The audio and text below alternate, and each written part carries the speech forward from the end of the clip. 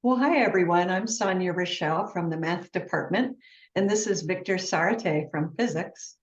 Victor and I are part of the team at the Center for Teaching and Learning, which is the group that leads professional development on campus. Victor and I are focusing on STEM education because that's what we know best. And as Victor and I have been talking over the last few weeks, we realized that we've had very different experiences as students, but quite similar experiences as faculty. So, Victor, I'm hoping you can say a little bit more about that. Sure. Thanks, Sonia. So the first thing I realized when I started college was that I was not as well prepared as my classmates were. This led to lots of moments of self-doubt, of not feeling good enough. At times I wanted to just give up and go back home. It was a feeling of not belonging there. Fortunately, I was part of a program called the Minority Engineering Program, and this is a social and academic support group that offered services for me. And they got me through my first couple of years of college, and they were able to transform me from an insecure young man to a confident young man. And the end result was that the last 2 years, I did exceedingly well. I really excelled the last couple of years. And at the time, I didn't know what had happened, but now it's clear to me what the situation was. After the first 2 years of college, I now had the same preparation as my other classmates for the last 2 years of college. So the playing field was now level. And in those circumstances, I was really able to show what I was capable of doing. So that was my experience as a student. As a teacher, I know I came in wanting to be a different kind of teacher, not wanting to be like the teachers I had while I was in college. And that was my goal. However, once I started teaching, that intent was replaced by a real desire, a desperate desire, I'll say, to fit in and be accepted by my colleagues.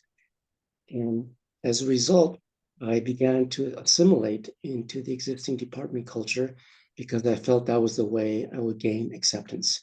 And as a result, I would become, and I did become the kind of teacher that I had in college, the very kind that I did not want to be. And all this kept moving on until 2018 when I was able to retrieve and see my equity numbers. And it was shocking to me that I ranked lowest amongst my colleagues in those numbers. And this is what really told me that I need to change how I'm teaching because the way I'm teaching now is just not working. So, Sonia, could you tell us about your experiences? Yeah, school worked really well for me. It was a place where I experienced a lot of affirmation and a lot of approval. My family culture, my religious culture, my school culture all taught me, they all conditioned me to submit to authority, to not challenge the rules of the game, even if the rules didn't make sense to me. I was taught to be kind of a passive participant and to imitate others. And because I did all of those things, I was rewarded with so-called success in school. And I thought that that same success was available to everyone who was willing to play the game. But what I didn't realize at the time is that the rules of the game were written very heavily in my favor.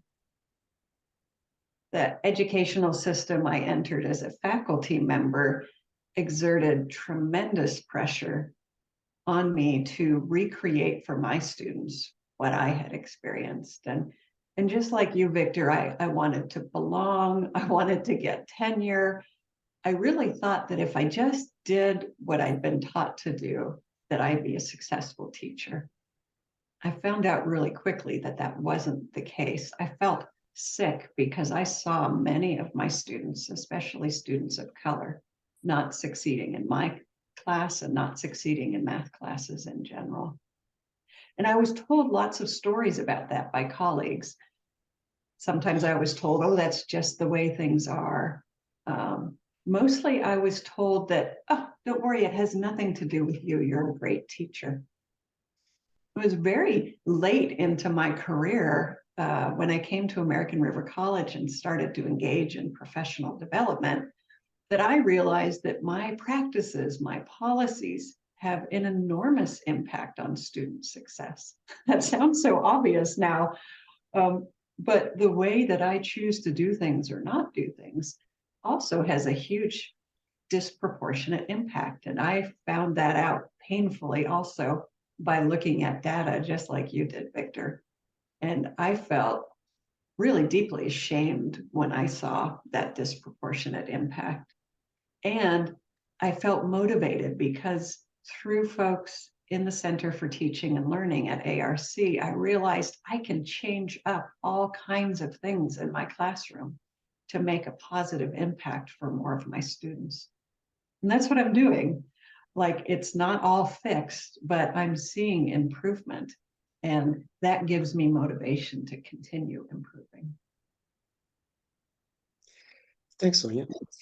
So, one of the things that Sonia and I have realized as we do our equity work is that it's brought newly found joy into our classrooms. So, Sonia, tell me about something that has brought you joy as a STEM educator as you have become a more equitable practitioner. I have a really simple example of being surprised by joy. A few Fridays ago, a student emailed me and said, I have this opportunity to go camping with my family. I really, really want to go and spend time with them. Can I turn in my assignments a few days late? And in the distant past, I would have just said no. In the more recent past, I would have said, sure, but I would have deducted points for being late. But this particular time, I said, gosh, that sounds like so much fun to go camping with his family.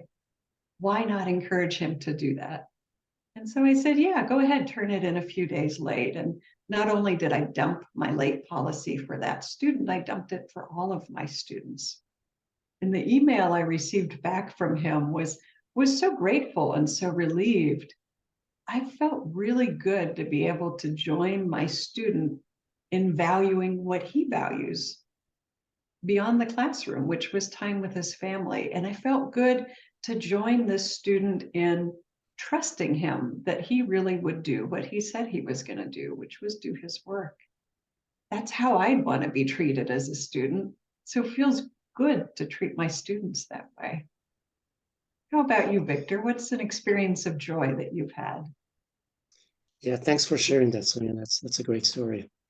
So my moment of joy, my surprising moment of joy, is a direct result of one of the changes I made in my classes. So now I'm trying not to penalize students during what I call the learning process or the learning phase.